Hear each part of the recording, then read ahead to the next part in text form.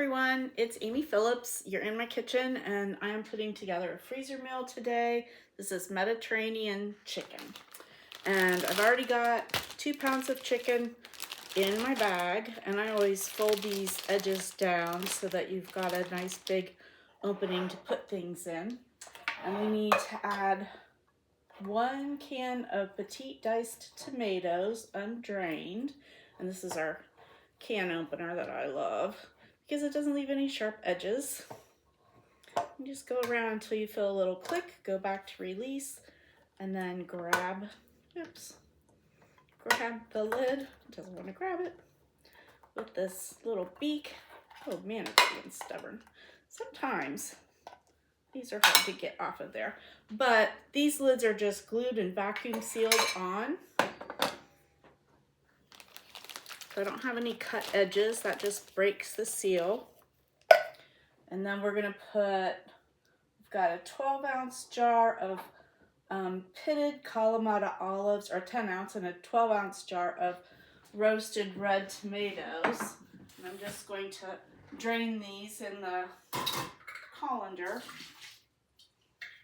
These are already nicely sliced up.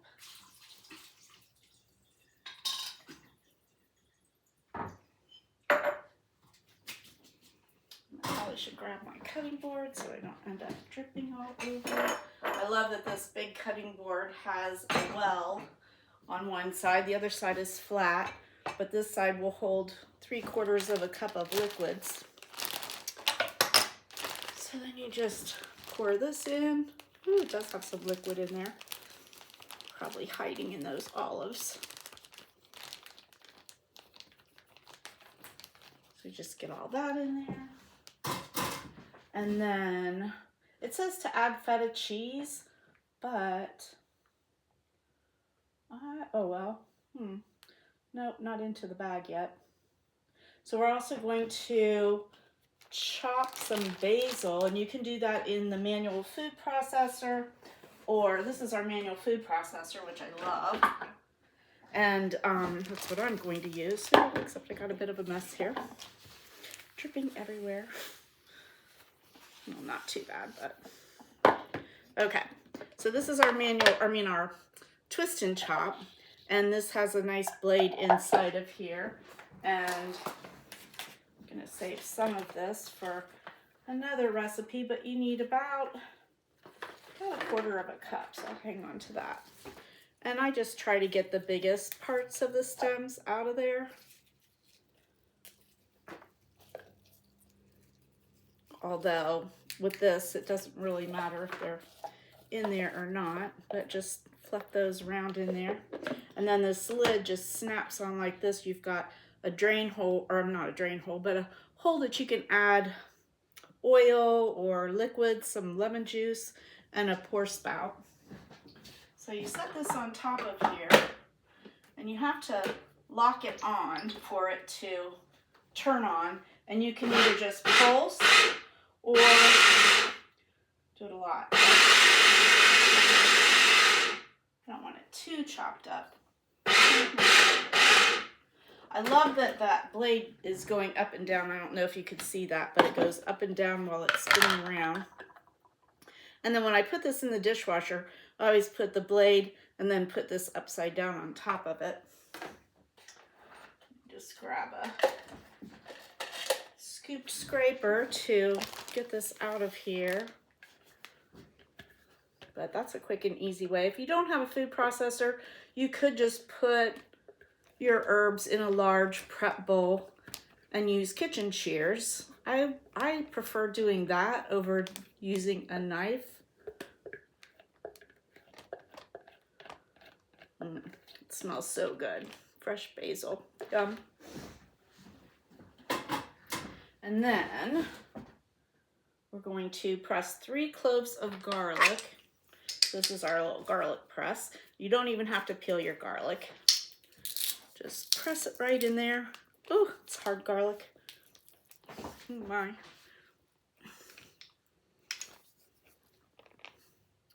There's got to be more in there than that. Let me try to turn it over. Oh, there we go. Sometimes garlic is really hard, but just turning it around the right way inside of there makes a big difference. And then there's our shell.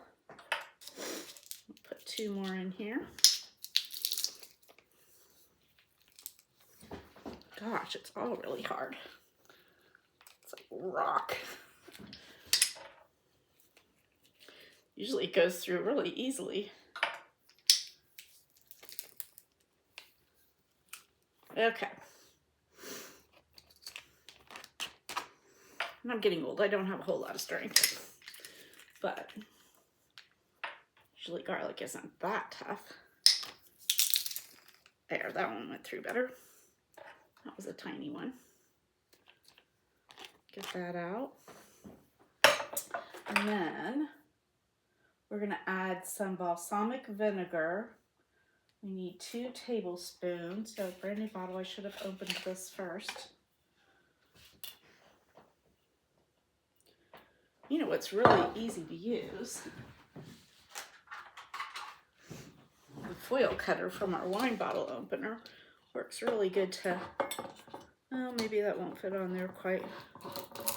Let's see.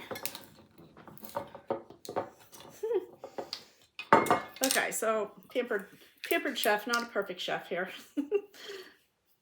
No, that didn't do the trick. Let me get a little paring knife. Because sometimes those little tabs are hard to grab. All right. I should be able to get this off of here. And then we're going to use, oops, 2 tablespoons of the balsamic. That smells good too.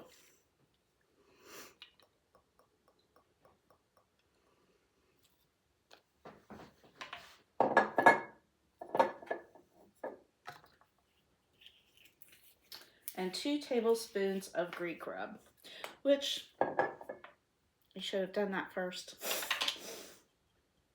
but that's okay. We have a 1/2 tablespoon. So I'll just put 4 in there. And this Greek rub, there's a lot of really good recipes for this. I love making the Mediterranean chicken and rice bowls in the pressure cooker and using this seasoning.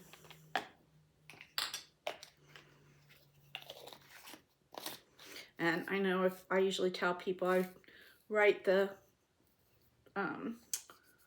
seasoning on the top of my, I write the word of the seasoning on top of these because I keep them in a bin and then I can find them quickly.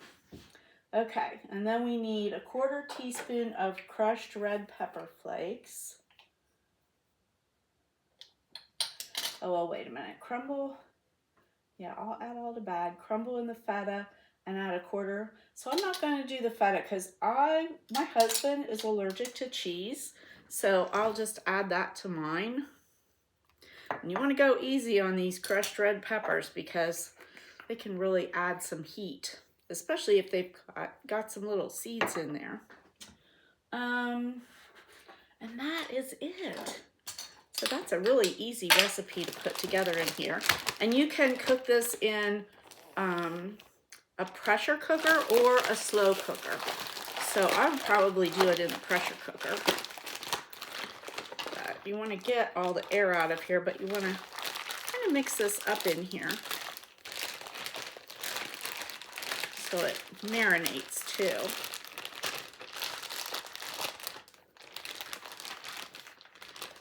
Okay, let me get the rest of this air out.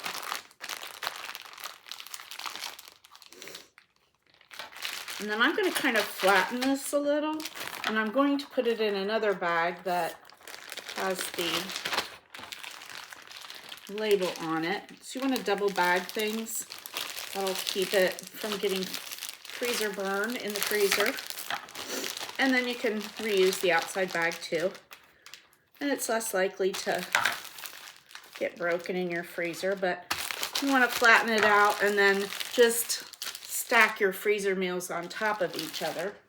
And Just take it out of the freezer a day or two before you're going to cook it, and make sure that you've got all the extra ingredients that you need to put this together.